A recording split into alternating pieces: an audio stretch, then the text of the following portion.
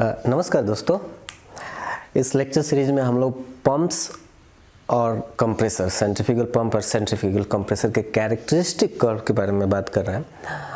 पिछले वीडियो में हमने सेंट्रीफ्यूगल कंप्रेसर में एक इम्पॉर्टेंट कॉन्सेप्ट जो सर्जिंग का है और स्टोन वॉल या चोकिंग का है उसके बारे में हमने डिस्कस किया था। इस वीडियो में हम डिटेल में सेंट्रीफ्यूगल पंप का कैरेक्टरिस्टिक कर्व को समझेंगे। ये वीडियो बहुत इंपॉर्टेंट है जो लोग प्लांट में काम कर रहे हैं उनके लिए भी, क्योंकि इसमें हम प्रैक्टिकल एस्पेक्ट में बात करेंगे जो कि रियली यूज होता है, बहुत यूजफुल है। और कोई भी स्टूडेंट जो इंटरव्यू के लिए प्रिपेयर कर रहा है उसके लिए भी ये वीडियो सबसे ज़्यादा इंपॉर्टेंट होने वाला है।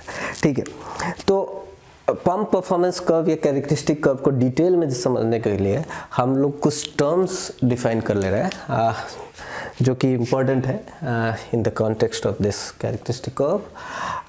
पहला जो टर्म है कैपेसिटी हम लोग पंप परफॉर्मेंस कर्व या जहाँ पे भी है कैपेसिटी हम लोग बेसिकली वॉल्यूमेट्रिक फ्लो रेट को बोलते हैं, जो कि Q इज इक्वल टू होगा वो mass flow rate divide by density से अगर डिवाइड कर देंगे तो वॉल्यूमेट्रिक फ्लो रेट को हम लोग कैपेसिटी बोलते हैं। ठीक है, नेट हेड जो होता है वो बेसिकली सेंट्रीफ्यूगल पंप जो है वो कितना बर्नौली हेड इंक्रीज किया बाय सेंट्रीफ्यूगल एक्शन। तो अगर हम नेट हेड को बोल सकते हैं P plus half rho V2 square plus P plus obviously by rho GZ2 divided by rho G। ये तो आउटलेट के पास हो गया head, minus Bernoulli head at inlet P1 plus half rho V1 square plus rho GZ1 divided by rho G at inlet. और generally pumps के inlet और outlet diameter में बहुत डिफरेंस नहीं होता है, तो हम लोग मान सकते हैं कि जो भी फ्लो इन हो रहा है वही तो आउट होगा।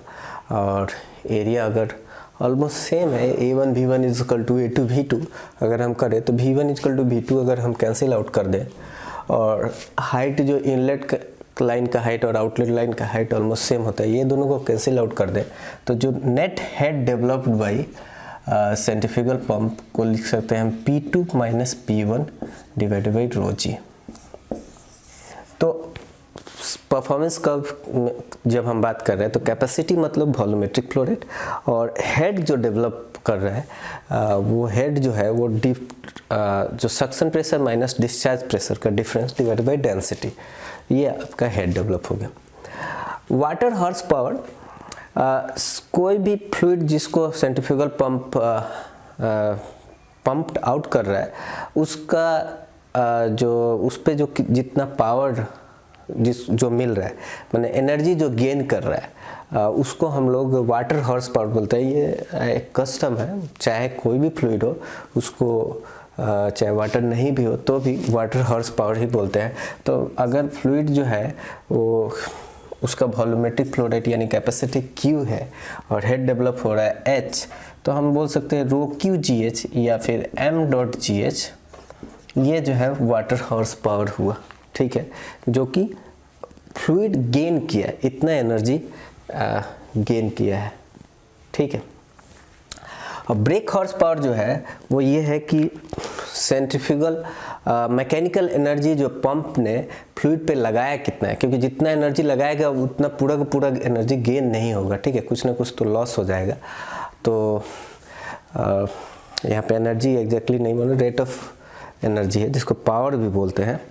तो कितना जो मैकेनिकली सेंट्रीफ्यूगल पंप ने कितना उस पर काम किया है ताकि इतना पावर गेन हुआ है फ्लूइड को, तो अगर उसको लिखा जाएगा तो वो basically omega into torque of shaft होगा। ठीक है, तो ऑब्वियसली जितना मैकेनिकली जो एनर्जी इम्पार्ट कर रहा है फ्लूइड को, पूरा फ्लूइड को नहीं मिलता है, कुछ तो लॉस हो जाता है फ्रिक्शनल लॉसेज और ये सब की वजह से, इसलिए पंप का एक एफिशिएंसी होगा। और जो पंप का एफिशिएंसी जो होता है वो होगा रो QGH यानी water horse power divided by break horse power.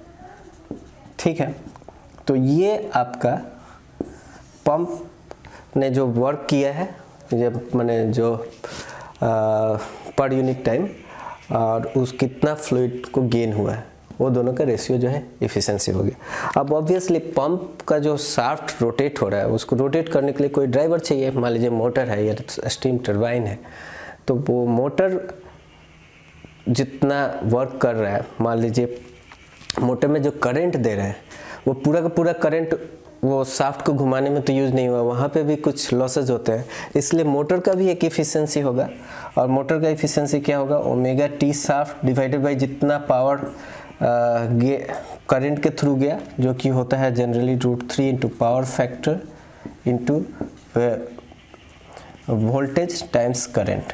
तो ये आपका मोटर का भी इफ़िशेंसी आ जाएगा। ठीक है, तो ये सारे टर्म जो है हम यूज करेंगे, ब्रेक हॉर्स पावर यूज करेंगे, ये सारे टर्म यूज करेंगे हम पंप परफॉर्मेंस कर्व को समझने के लिए।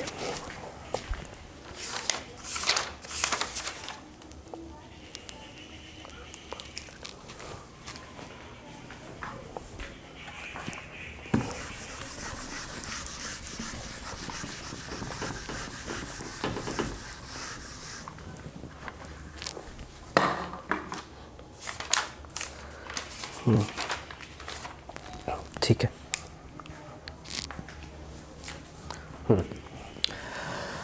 अब पंप परफॉर्मेंस कर्व या कैरेक्टरिस्टिक कर्व जो होता है वो बेसिकली सेट ऑफ कर्व्स होता है जो कि flow rate versus head efficiency, NPSH required, ठीक है, पावर रिक्वायर्ड, ये सब कैसे वैरी करता है फ्लो रेट के साथ, उसके लिए जो सेट ऑफ कर्व बनता है उसको परफॉर्मेंस कर्व या कैरेक्टरिस्टिक कर्व बोला जाता है। तो हमने पिछले वीडियो में ये देखा था, डेरिवेशन किया था कि पंप का जो कैरेक्टरिस्टिक कर्व होता है हेड वर्सेस क्यू जो होता है वो इस तरह से आता है, हेड वर्सेस क्यू। अब हम लोग बाकी पैरामीटर का भी देख लेते हैं कि फ्लो रेट के साथ कैसे वेरी होता है।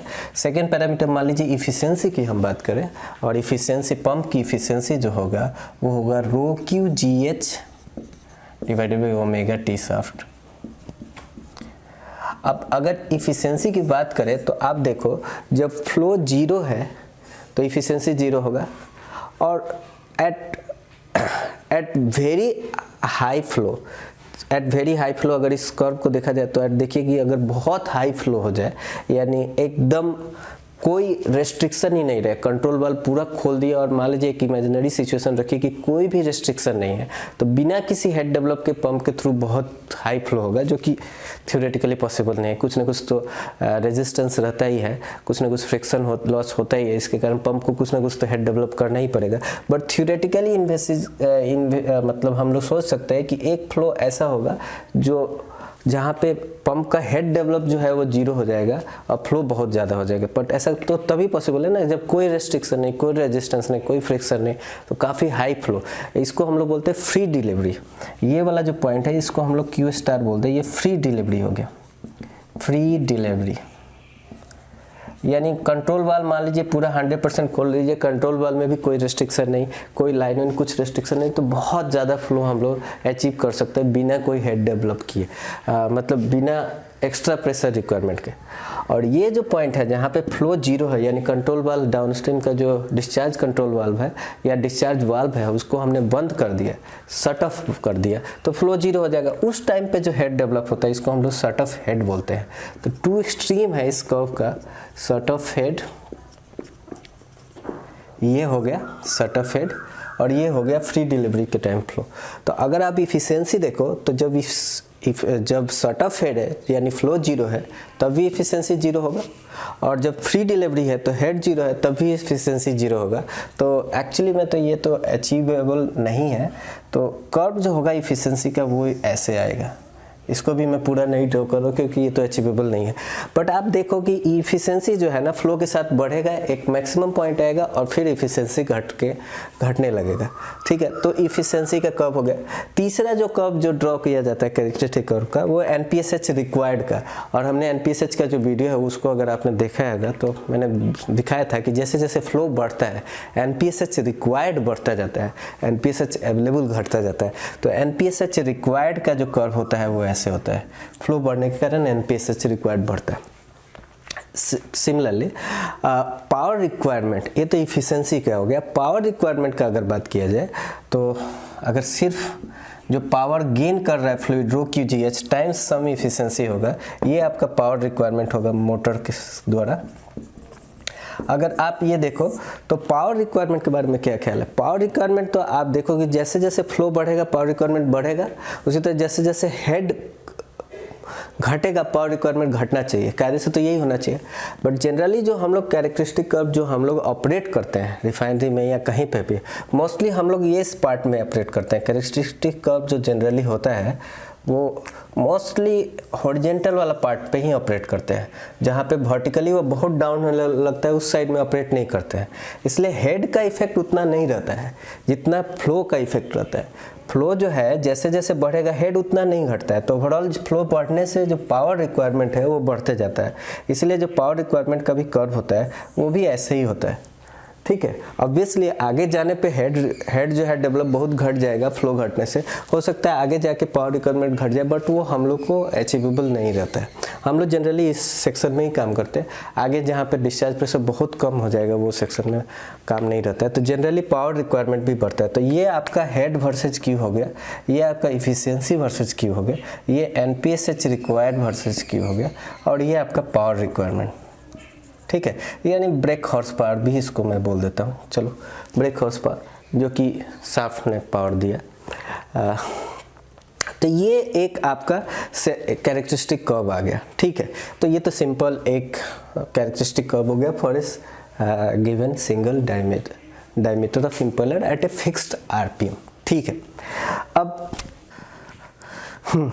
अब हम बात करेंगे सेट ऑफ कैरेक्टरिस्टिक कर्व। मतलब जनरली हमने जैसे बात किया था एफिनिटी लॉ के बारे में कि जो फ्लो है वो डायरेक्टली प्रोपोर्शनल टू डायमीटर होता है, H जो है directly proportional to D square, और P जो है directly proportional to DQ। Similarly Q is directly proportional to RPM N, H is directly proportional to N square, P is directly proportional to NQ। यानी अगर impeller का diameter इन ए given casing अगर हम बढ़ाएंगे तो हेड जो डेवलप होगा वो ज़्यादा होगा, फ्लो रेट भी ज़्यादा मिलेगा, पावर रिक्वायरमेंट भी बढ़ेगा। सिमिलरली अगर RPM बढ़ाएंगे for a given impeller diameter, अगर हम RPM बढ़ाएंगे तो फ्लो ज़्यादा मिलेगा, हेड भी ज़्यादा डेवलप होगा, बट ऑब्वियसली पावर रिक्वायरमेंट भी बढ़ जाएगा। तो अगर ये सारे डिफरेंट डायमीटर वेरिएशन के कारण कैसे हेड चेंज हो रहा है उस सबको एक ही कर्व पे प्लॉट किया जाए तो एक सीरीज ऑफ माने डिफरेंट सेट ऑफ कर्व बनता है, और उसको pump characteristic curve as a whole बोला जाता है।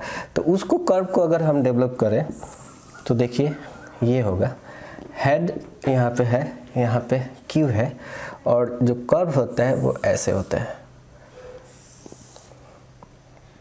यानी जैसे जैसे डायमीटर बढ़ा, मान लीजिए 6 इंची का डायमीटर के लिए, ये 8 इंची के लिए और ये 10 इंच के लिए, ठीक है। तो ये तो हेड वर्सेस क्यू हो गए, ठीक है। उसी तरह NPSH रिक्वायर्ड, अगर NPSH रिक्वायर्ड को अगर ड्रॉ करना है तो NPSH रिक्वायर्ड जो है, आप सोचो कि जितना ज़्यादा डायमीटर होगा NPSH रिक्वायर्ड कम होगा, क्योंकि इंट्री लॉस जो है वो कम होता जाएगा, क्योंकि बहुत ज़्यादा डायमीटर रिडक्शन नहीं होगा। आपने NPSH वाला वीडियो पढ़ा होगा तो आपको देखा होगा, तो आपको ये चीज़ आप सोच सकते हो। तो इसका मतलब जैसे जैसे ये 6 इंच के लिए और ये मान लीजिए 8 इंच के लिए, इस तरह से ये NPSH रिक्वायर्ड हो गया, ठीक है। ये सेट ऑफ कर्व हो गया। अब डिफरेंट डायमीटर के लिए, ठीक है, इफिशिएंसी कैसे वैरी कर रहा है उसको अगर हम एक लोकस बना करके ड्रॉ करें तो जो इफिशिएंसी का कर्व आता है वो ऐसे आता है। मैं बताऊंगा कैसे। ये 80% इफिशिएंसी मान लीजिए, ये 70% हो गया, ये मान लीजिए 60% इफिशिएंसी। इस तरह से एक लोकस बनता है। कैसे बनता है सोचिए, यहाँ पे मैं बना रहा हूँ इफिशिएंसी का कर्व जो है फॉर ए सिंगल डायमीटर ऐसे होगा। तो अगर मैं 80% इफिशिएंसी मान लीजिए, ये इफिशिएंसी वर्सेस क्यू है, मान लीजिए 80% इफिशिएंसी है, तो 6 इंची डायमीटर के लिए सपोज कीजिए, तो उस केस में क्या होगा, 80% इफिशिएंसी दिस Q1 फ्लो और Q2 फ्लो पे आ रहा है मान लीजिए, ठीक है। सिमिलरली अगर एक दूसरा डायमीटर के केस में इफिशिएंसी का कर्व बनाए, मान लीजिए ये 6 इंची के लिए है, और ये मान लीजिए 8 इंची के लिए। 8 इंची केस में जो है 80% इफिशिएंसी कम ही फ्लो पे मिल जा रहा है, ठीक है। उसी तरह हायर फ्लो तक मिल रहा है, हायर फ्लो तक मिल रहा है, ठीक है। मान लीजिए Q1 Q2 और ये मान लीजिए Q3 Q4 पे आ रहा है, ठीक है। इसी तरह 10 इंची के लिए मैं ये करूँगा। तो इस तरह से मैं अगर ये सारे ही सेम इफिशिएंसी वाले पॉइंट को मैच कर दूँ कि किस किस फ्लो पे मिल रहा है, ठीक है, किस किस फ्लो पे मिल रहा है, तो आप देखो एक कर्व बन जाएगा 80% इफिशिएंसी का, इस तरह से एक लोकस बन जाएगा, ठीक है। इसका मतलब क्या हुआ, जितना ज़्यादा आप डायमीटर बढ़ा रहे हो ना, जितना ज़्यादा डायमीटर बढ़ा रहे हो उतना ज़्यादा रेंज के लिए वो उतना मैंने लोअर फ्लो पे भी ज़्यादा इफिशिएंसी मिल जाएगा, हायर फ्लो पर भी ज़्यादा इफिशिएंसी मिल जाएगा। आप देखो ना, अगर 6 इंची का है तो बस इतना ही रेंज में 80% मिल रहा है और 80% से ज़्यादा। जब 8 इंची का हो गया तो इस रेंज तक 80% से ज़्यादा ही मिल रहा है। तो अगर मुझे इफिशिएंसी का ये सारे इक्वल इफिशिएंसी वाले फ्लो को अगर हम मैच करा दें तो एक लोकस बन जाएगा ना, ऐसे लोकस बन जाएगा। यहाँ पे आप देखो, यहाँ पे इसका मतलब ये बोल रहा है कि अगर ये 8 इंची का डायमीटर है तो इस फ्लो और इस फ्लो के बीच में इफिशिएंसी 80% से ज़्यादा रहेगा, और 10 इंची का डायमीटर में ये इस फ्लो से और इस फ्लो से इफिशिएंसी 80% से ज़्यादा रहेगा। तो इस तरह से एक इफिशिएंसी का लोकस बन जाता है। उसी तरह पावर रिक्वायरमेंट का भी लोकस बन जाएगा। तो पावर रिक्वायरमेंट का लोकस ऐसे बनता है, आप देखो, ये हो सकता है 3 horse power, break horse power 3 bhp, या किलोवाट में भी दिया रहता है 4 bhp, 5 bhp, इस तरह से। तो ये एक सेट ऑफ कर्व बन गया डिफरेंट डायमीटर के लिए। और ये तो अब आप यहाँ पे ये कर्व को देखो, कैरेक्टरिस्टिक कर्व को, तो इसको देख के आपको क्या लग रहा है कि अगर सपोज कीजिए कि मान लीजिए हमारा रिक्वायरमेंट है से 40 मीटर क्यूब पर आवर, तो 40 मीटर क्यूब पर आवर हमको 40 मीटर क्यूब पर आवर अगर मैं 10 इंची डायमीटर चूज करूँगा तो मुझे इफिशिएंसी हो सकता है ये 90% तक मिल जाए, ठीक है।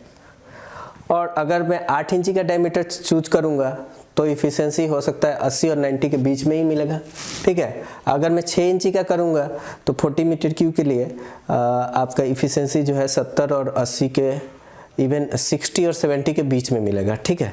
ये इस पॉइंट पे रहेगा। तो इसका मतलब क्या हुआ, जैसे जैसे आप जितना बड़ा डायमीटर आप चूज करोगे ना, आपका इफिशिएंसी उतना ज़्यादा होगा। बट इसका मतलब थोड़ी ना होगा कि हम जितना बड़ा डायमीटर है उतना बड़ा डायमीटर का इम्पेलर चूज करेंगे, ऐसा नहीं है। क्योंकि आप देखो, जितना बड़ा डायमीटर का इम्पेलर आप चूज कर रहे हो उतना ज़्यादा आपका पावर रिक्वायरमेंट भी बढ़ रहा है, ठीक है। तो अगर मान लो हमको एक्स्ट्रा डिस्चार्ज प्रेशर, ये हेड वर्सेस क्यू भी है, तो एक्स्ट्रा डिस्चार्ज प्रेशर का रिक्वायरमेंट ही नहीं है, तो हम काहे के लिए इतना पावर यूज करेंगे, ठीक है। भले ही इफिशिएंसी मान लो कि 5 bhp यूज हो रहा है और इफिशिएंसी आपको ज़्यादा मिल रहा है, उससे तो अच्छा ही है ना कि 3 bhp यूज हो, भले थोड़ा इफिशिएंसी कम हो, तो ओवरऑल तो आपका पावर रिक्वायरमेंट कम हो जाएगा। इसलिए रिक्वायरमेंट जैसा होता है उसी तरह से इसमें से चूज किया जाता है, ठीक है। एक तो ये पॉइंट। दूसरा एक ये भी क्वेश्चन रहता है कि ये जो कर्व बनाए जाते हैं कैरेक्टरिस्टिक कर्व, वो हेड वर्सेज क्यू का ही क्यों बनाते हैं, ठीक है, डिस्चार्ज प्रेशर वर्सेज क्यू का क्यों नहीं बनाते हैं।